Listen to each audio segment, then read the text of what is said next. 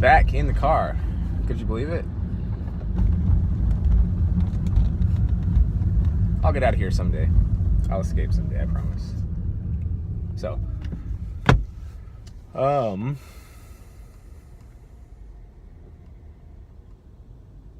we have all these things around us. Each individual person has the bubble. It's even a literal physical bubble. It's not even just an imaginative or a metaphorical bubble. It's an actual bubble. And it moves around with you.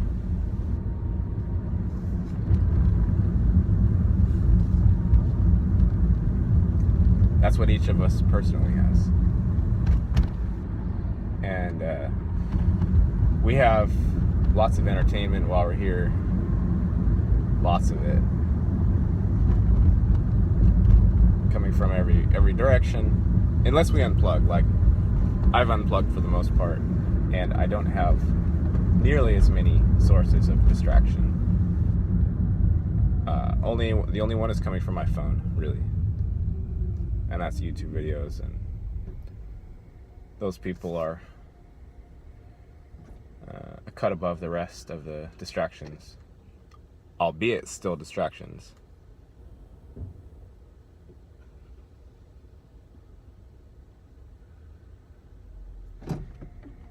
So we're each in our personal bubble, and we have distractions. And for those of us who have the memory loss to a certain degree, to where we don't know what the fuck we're doing here, like myself. And it's not as clear cut as that.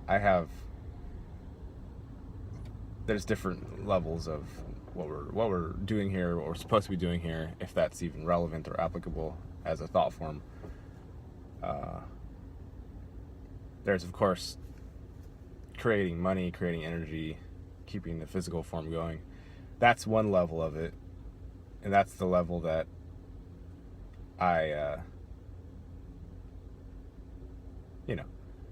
that's the baseline level that you got to do unless you want to be homeless.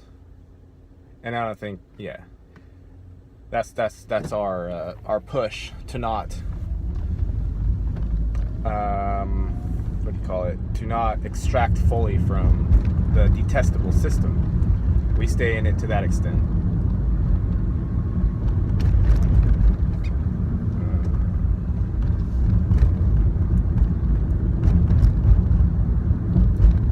So I don't have memory of why I'm here, but I do have a connection with certain music, certain people, certain ideas. I have a very strong connection with very specific things. And they don't always make logical sense. Many times they don't make logical sense. But if I'm drawn to something, it doesn't have to be rationalized afterwards. I can just let it be. I can let the power be there without mentally understanding it.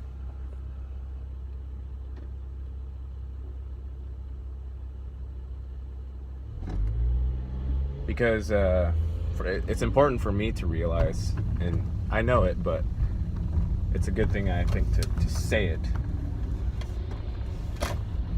And that is that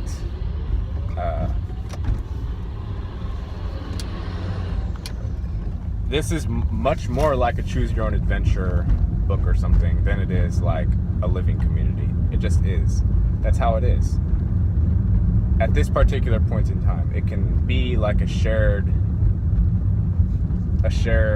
reality creation arena. It can be that. I see that it can be that. But for me, particularly right now, and I think for most of us right now, because of the level of separation that we've come to, for most of us, it's like a choose your own adventure, or it's either that or it's take orders from whomever.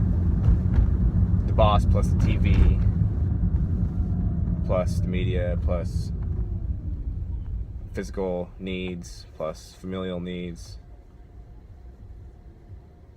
plus spiritual needs. All that stuff acts as your guiding force as well.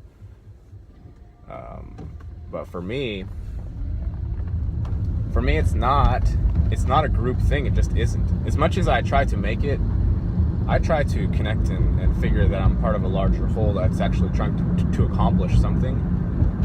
And I succeed on varying levels, at least in convincing myself that that's actually happening.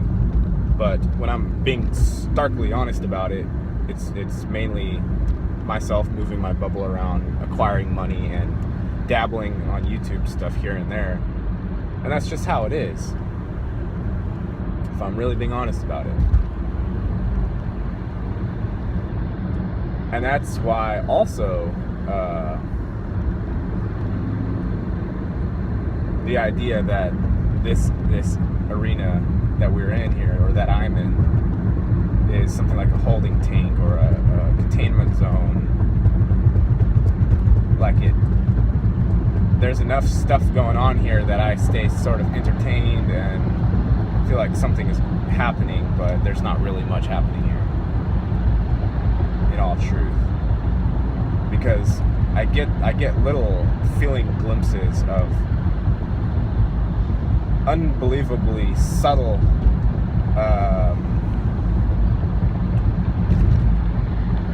thoughts, unbelievably subtle energy that's not normal baseline for this place. Normal baseline for this, for me, is just kind of dull. And I know that's a departure from something. That's the memory loss. I can't grasp it at this level. But I know it's a departure from something so far beyond this in terms of everything. That's why we don't like it here. That's why we feel trapped here. That's why nobody's going and dancing in the streets. That's why money is controlling things. Like, all of that is unnecessary. It's not necessary for all the control mechanisms to be making everything so fucking boring.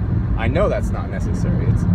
It's necessary in the sense that everything happens as it's supposed to, but it's not necessary in the sense that it's like a physical urge or a biological necessity. It's nothing like that. This is just shenanigans, and I can feel it, and it pisses me off. A lot of times it just pisses me off a lot, quite a bit. That being said, it's also an opportunity for growth for me personally, and that's the only way I can take it. If I take it the other way, which is just basically reject everything and throw a fucking tantrum, that's my only other option besides accept it for the shit situation that it is and keep searching for my genuine spot within it, if there is such a thing. And if it's just waiting, like a few people that I personally know, my brother is one of them, my oldest brother. He's just playing the waiting game. If that's all it is, then that's something I also need to accept. I don't think I'm supposed to be, like, I'm looking at the Augtellis stuff. See, all of us have a place here, and I've never, ever in my life had the feeling that I was going to be sort of a center of a big storyline, like how Og is. He's the center of a big storyline, and he doesn't remember agreeing to be put into that storyline. To him, it feels like coercion and, rape, basically. Mental, physical, spiritual rape. Now, I've never, ever, in this particular timeline, ever felt that I was the center of a story. An organic story. I've been the center of made-up stories, false stories, but I've never been the center of an actual story.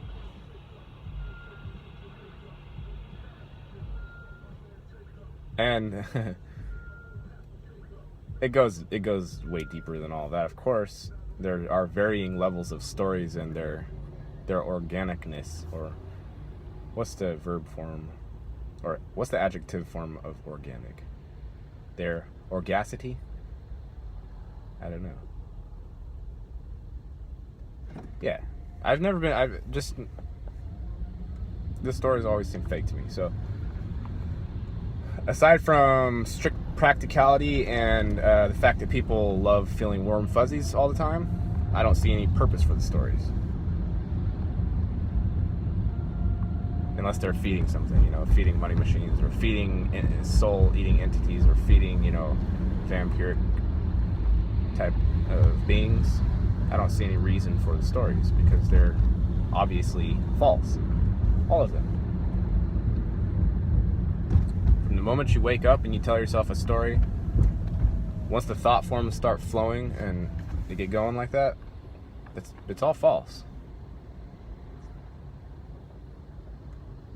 And I'm trying to get at something here that you can't get at, but it's all I've ever done in my whole life, and it's all I'll ever keep doing. It's finding that space, that contrast to the false matrix construct which I appear to be stuck in.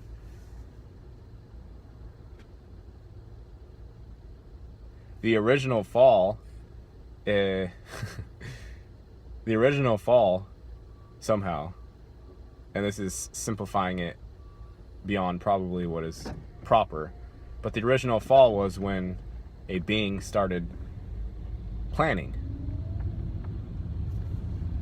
Once that little fucker started projecting himself out and doubling himself, essentially. There's not just the being sitting here, there's also the being that's in the imagination running over and walloping another being on the head and stealing something, or, instead of the being that's just sitting here, there's also the being in the imagination that's running over and chopping some wood and saving up the firewood. So instead of the being just sitting here, there's also the being in the imagination that's going up and talking to other pretty being over there and needing to fuck and things like that. And so this one being sitting here has just been, he's a billion beings now. He can only do one thing at a time, though, so that all of those possibilities get overwhelming and frustrating to him, and thus we arrive exactly at the spot of angst which every single one of us are in right this second, and always have been, as long as the mind extending out into the false future and into the false past, as long as that is sort of taking the seat, so to speak, taking the central position of conscious attention. That's the false matrix right there. That's the whole thing. Now, as far as enacting that in this physical plane, there are complexities to it. I'm not saying, I'm making it very simple. Of course, it's complex in how these energies interplay with each other, but that's the basic thing. That's the basic fall. That's basically what all the enlightened guys were talking about. It's not ever enlightenment or achieving, final awareness. None of that is ever about an external goal. It's always about dropping the planning, the projecting mind. And it's not about killing it. It's about letting it be. And eventually, all this shit, all this physical stuff, it just dissolves back into, back out of this. You don't even need to say that it's back into something. It's just out of this. Like I've said before, it's like you shaking an Etch-a-Sketch. That happens with this too. Shake up the Etch-a-Sketch and then you have a blank screen again. But then at that point, with the subtle energies, the Etch-a-Sketch now knows that it doesn't necessarily need to make another one of these if it doesn't want to. And this is creative license on my part. I'm not speaking this from direct remembered authority, but this is just all what makes sense to me. So take it and do with it what you will. 15 minutes, that's enough. That's enough. All right, guys, peace.